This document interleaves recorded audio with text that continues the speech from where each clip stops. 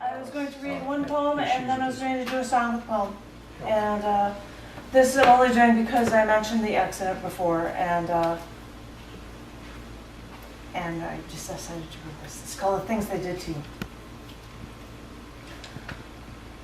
When you hear that you were so close to death, you don't think about it. You feel fine. You couldn't have been that bad. But you were on a respirator to breathe for you while the doctors just hoped and waited for you to start breathing again. And you couldn't eat. You were unconscious for days, so they gave you food through a tube that went straight to your stomach. You still have that scar in your stomach to prove it, where that tube came out of your body. There was a piece of metal in your body that the doctors put in there in case you had a blood clot that tried to make its way through the arteries to your heart or your lungs or your brain. Granted, they're being kind to place that vena cava filter in your body now means that an MRI you might need for future that would help you would only kill you, because an MRI would shake the thing and break your arteries open and you would bleed. And so you would be left with this object in your body. But they say that they were doing everything they could and it was only in your best interest. They had an intracranial pressure monitor surgically attached to your head, because your skull was fractured in 3 places and your brain was swelling, maybe scraping against your skull, so they could measure if there was too much pressure on your brain. Yeah, I suppose it's fair to say that you were almost dead, but you're fine now. At least no one will tell you that, but I'm sure you'll know that by now. What does it feel like when you're almost dead? If you think about it, in your own life, and what does it mean to you and to the other generations? Would any of this surgery matter? Well, you wouldn't be dead, I guess. But what if you were no longer here, on this planet? What if you were not alive? Would anyone miss you?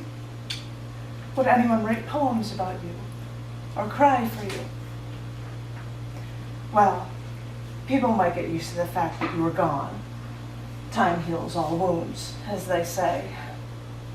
If you were thinking about it after you're gone, you'd still be angry. I'm sure that doesn't change. It never does. Get used to it.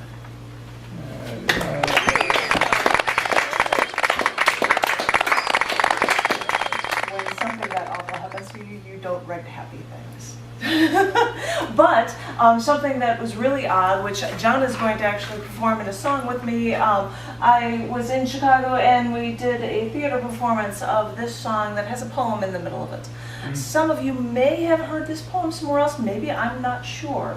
But the weird thing is about this poem in the middle of this song that I wrote is that the poem is about a fantastic car crash. And I happened to write it literally 3 days before I almost died in that car accident. Well, stopped at an intersection. 3 freaking days. And it wasn't about me, but the thing for it. So, John, is there room for you to get over here? I'll just stay back up I somewhere want else. you to be, no. It's a Taylor. Yeah.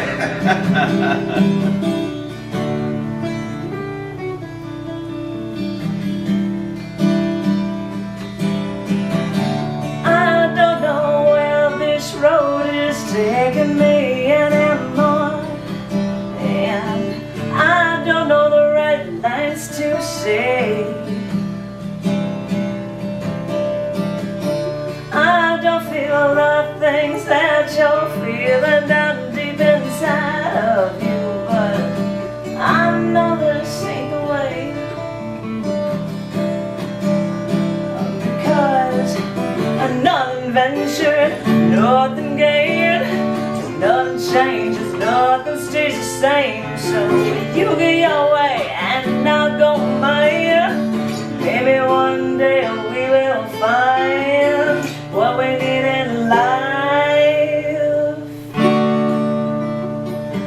what we need in life.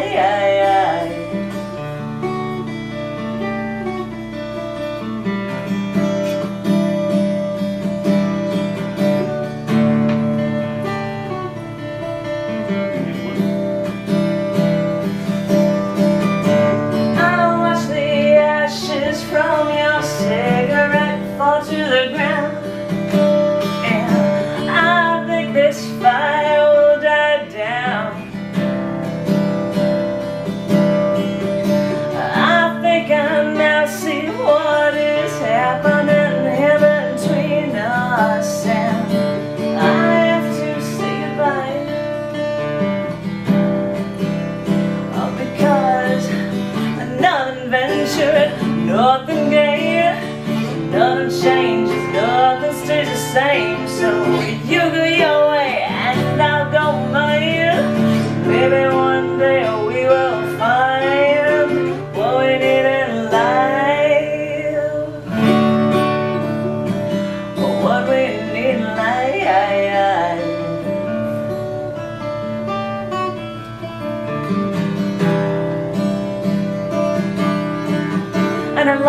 one big road trip now, and we set the cruise control and we make our way down the expressway.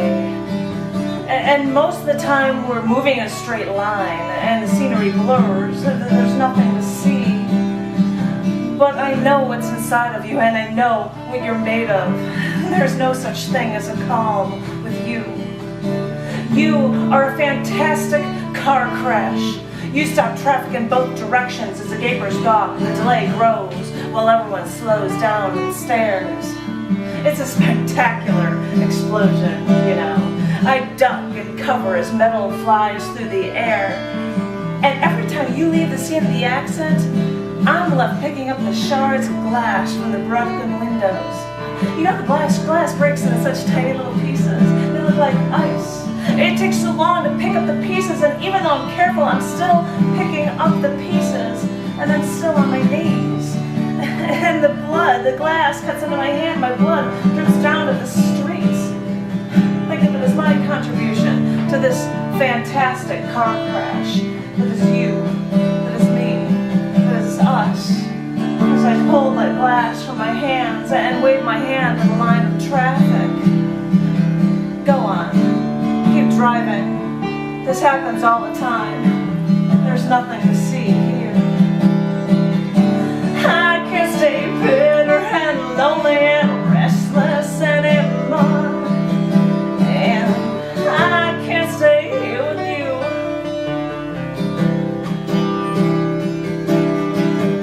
I see the red in your eyes and it scares me half to death. And I'll take this road alone,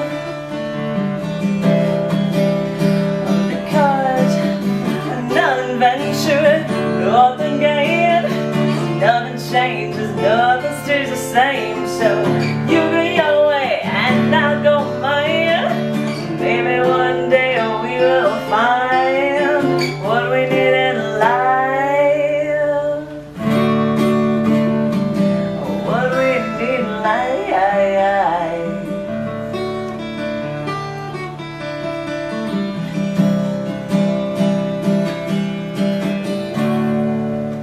Yay!